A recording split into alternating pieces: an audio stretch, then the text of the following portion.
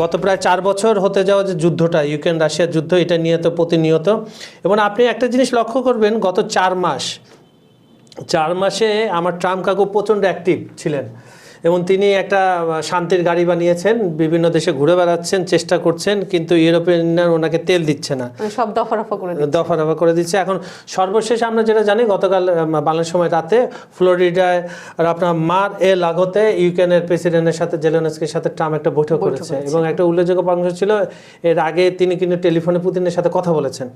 অনেক কিছু হচ্ছে। তিনি যেটা আমি দেখলাম, উনি পুরোপুরি আশাবাদীও না, আবার পুরো নিরাশাও হয়নি।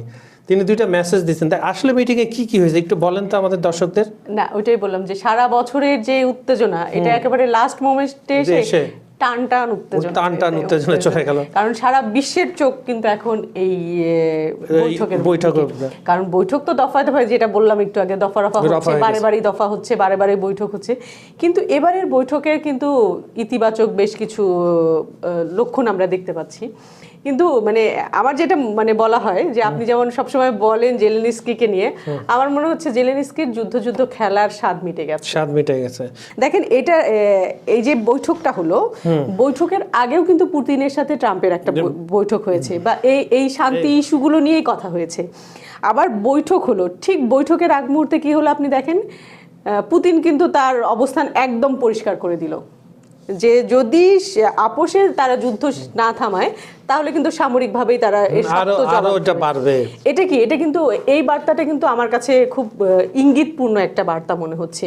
এবং দেখেন, বৈঠকের পরে, রুদ্ধদ্বার বৈঠকের পরে ট্রাম্প বের হয়ে এসে যে কথাগুলো বলছে, যে যদি ইতিবাচক দিকে যায় তাহলে খুব দ্রুত থেমে যাবে, আর যদি এটা ইতিবাচক না হয় তাহলে কিন্তু বড় ধরনের একটা ইঙ্গিত দিয়েছে, বড় ধরনের মানে অনেক সময় লাগতে পারে, বড় ধরনের হতাহত বা প্রাণনাশের মানে বিধ্বস্ততা আরো বাড়তে পারে, এরকম একটা ইঙ্গিত দিয়েছে। তার মানে উনিও কিন্তু এখন সবকিছু আমার কাছে মনে হচ্ছে জেলেনস্কির উপর নির্ভর করছে।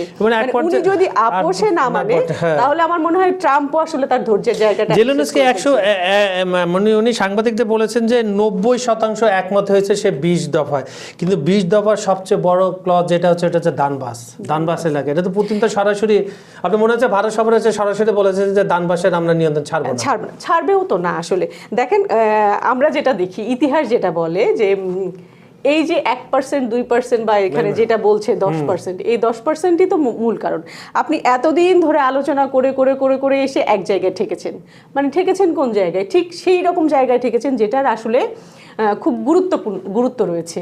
তো সেক্ষেত্রে এই দনবাসটাও কিন্তু একটা গুরুত্বপূর্ণ ইস্যু, এবং এই জায়গায় ছাড় দিতে মানে ইউরোপ বলেন, রাশিয়া বলেন, ইউক্রেন বলেন, দুই দেশই কিন্তু এই জায়গাটায় ছাড় দিতে গিয়ে মানে শক্ত অবস্থানে।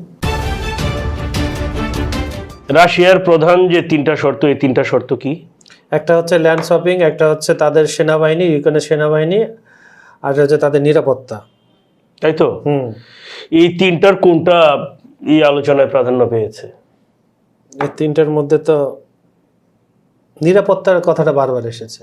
নিরাপত্তার কথা তো এটা তো হচ্ছে ইউক্রেনের নিরাপত্তার বিষয়। ইউক্রেনের সেনাবাহিনী নিয়ে যে কথা, রাশিয়ার যে ঘোরতর আপত্তি, হ্যাঁ, সেটা নিয়ে কোনো কিছু না, এখন পর্যন্ত তথ্য আসে নাই সেটা। সেখানে ইউক্রেন যে সে 8 লাখেরও বড় সেনাবাহিনী করবে, তাই তো? এখন দেখেন, রাশিয়ার প্রধান 3টা শর্তের মধ্যে একটা হচ্ছে ইউক্রেনে বিদেশি কোনো সৈন্য থাকতে পারবে না। এইখানে যুক্তরাষ্ট্র বলছে, যুক্তরাষ্ট্র 15 বছরের নিরাপত্তা গ্যারান্টি দেবে। তার মানেটা কি দাঁড়ায়? যুক্তরাষ্ট্র 15 বছরের নিরাপত্তা গ্যারান্টি দেবে মানে যুক্তরাষ্ট্রের অস্ত্র ব্যবহার হবে, প্রযুক্তি ব্যবহার হবে, এবং প্রতিরক্ষা ব্যবস্থা যাবতীয় কিছু ব্যবহার হবে। ইভেন যুক্তরাষ্ট্রের যে সোলজার, তারাও ইউক্রেনে ডিপ্লয় করবে। হ্যাঁ, এখন সেটা হোক যুক্তরাষ্ট্রের, হোক পশ্চিমাদের। তার মানে কি? সেটা হচ্ছে নেটোর শ্যাডো ফ্লিট। ঠিক আছে, এই যে নেটোর শ্যাডো ফ্লিট, সেইটাতেই তো সবচেয়ে বড় বিরোধী হচ্ছে রাশিয়া। কারণ হচ্ছে কি, এইখানে পশ্চিমা সৈন্য থাকা মানে হচ্ছে রাশিয়াকে চারদিকে ব্লক করে ফেলা, রাশিয়ার নিরাপত্তা হুমকির মুখে ফেলা। ঠিক আছে, এইটাই তো এই যে কারণে ইউক্রেন যুদ্ধ, সেটাই যদি ঘুরে ফিরে হইলো, তাহলে তো আর কিছু থাকলো না। নাম্বার 1। নাম্বার 2, যে জেলেনস্কির একটা কূটকৌশল আছে এখানে, যে দনবাস অঞ্চল, হ্যাঁ দনবাস অঞ্চল হচ্ছে রাশিয়ার হাতে তুলে দিতে হবে, তাই তো? এটা তো পুতিন এক ছাড় দিবে না বলছে। হ্যাঁ, পুতিন কি বলছে? পুতিন তো বলছে দনবাস তাদের, সোজা কথা। না, দনবাস নিয়ে পুতিন কোনো আলোচনার দরকার নাই তো তার, এখানে একদম সোজা বলছে যে এইখানে বিন্দু মাত্র ছাড় দিবে না। মানে এখন আমি আপনাকে বলি, আর ইউক্রেন কি বলছে? ওইখানে বলছে 1 ইঞ্চি ভূমিও তারা ছাড়বে না। না, আরে তুই ছাড়বে কি? থাকলে তো ছাড়বি। যে জমিতে তোর মালিকানা নাই ওটা তোর থাকলে কি আর না থাকলে কি? সেটাই আমি আগের পর্বে বলছিলাম যে 8 লাখ সেনাবাহিনী ইউক্রেনের, 8 লাখ সেনাবাহিনী যে ইউক্রেন করবে, এই সেনাবাহিনীর খাওয়ান দিবে কোথা থেকে? পালবে যে নিজেদের বেতন দিবে কোথা থেকে? তার মানে এখানে হচ্ছে কি পশ্চিমা সহায়তা ইউক্রেন সেনাবাহিনী বড় করবে এবং এই সেনাবাহিনী পশ্চিমাদের এজেন্ডা বাস্তবায়নের জন্য রাশিয়ার বিপক্ষে ব্যবহার করবে। এটা কখনোই মস্কো হতে দিবে না। আমরা জানি যে একটা 2026 সালের প্রথম সপ্তাহে ইউক্রেন আর রাশিয়ার যুদ্ধ নিয়ে দুইটা বৈঠক হবে বড়, একটা প্যারিসে, আরেকটা হচ্ছে আপনার মার্কিন যুক্তরাষ্ট্রে আরেকটা হবে। এর আগে আমরা দেখলাম যে 2 দিন আগেই রবিবার এই সপ্তাহের আপনার ছুটিতে, হলিডেতে থাকে দেশের বাইরে রবিবারে, সেদিন বাংলাদেশ সময় রোববার রাতে বৈঠকটা হয়েছিল জেলেনস্কি এবং কার মধ্যে? ট্রাম্পের মধ্যে। ট্রাম্প তো আমার কাকু লাগে। তার আগে কিন্তু পুতিনের সাথে কথা অলরেডি ফলো হয়েছিল। এবং গতকাল আরেকটা খারাপ ইঙ্গিত হয়েছে কি, আপনার পুতিনের বাসভবনে 91টা ড্রোন হামলা, এটা পুতিন নিজে ফোন করে ট্রাম্পকে জানিয়েছে। আবার এখানে যেটা হয়েছে, জেলেনস্কি অস্বীকার করেছে। এখন যুদ্ধটা হচ্ছে তো ইউক্রেনের সাথে, ট্রাম্প তো নিজের বাসায় আক্রমণ চালাবে না, পুতিন তো নিজে চালাবে না। গত 4 বছর ধরে যুদ্ধটা চলতে এবং শেষ সময়ে এই যে আমরা গত বছর বা এই বছরই যেটা বলবো যে আমরা কিন্তু দেখেছি দফায় দফায় বৈঠক হয়েছে, বিভিন্ন দফা নিয়ে আলোচনা হচ্ছে, এই ইউরোপীয় কান্ট্রিগুলোর মধ্যে আলোচনা হচ্ছে এবং সব মিলিয়ে যে বলা যায় যে সারা বিশ্বই আসলে এই যুদ্ধ সংঘাত বন্ধের দিকে মানে মনস্থির করছে যে এই যুদ্ধটা আসলে বন্ধ করা উচিত।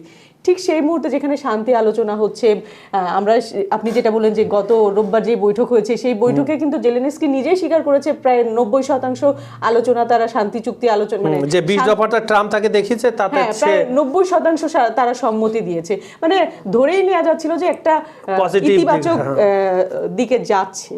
ঠিক সেই মুহূর্তে আবার এই হামলাটা, এটা শুধু মানে যতটা গুরুত্বপূর্ণ তার চেয়ে আমার কাছে মনে হচ্ছে যে এটা একটা ইঙ্গিতপূর্ণ বা উস্কানিমূলক হতে পারে। কারণ দেখেন, এই হামলাটা শুধুমাত্র কিন্তু একটা যুদ্ধ না। দেখেন যুদ্ধটা এখন কোন দিকে চলে গেছে, এখন অর্থনীতি মূল জায়গায় চলে গেছে।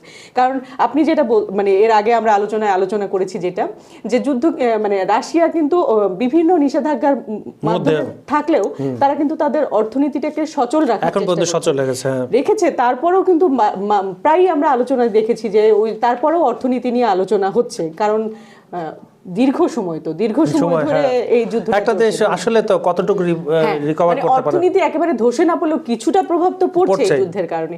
সেই জায়গা থেকে এই তেল শোধনাগারে মানে কি এটাকে অ্যাটাক করা মানে হচ্ছে যে ওই অর্থনীতির জায়গাটাতে আঘাত করা।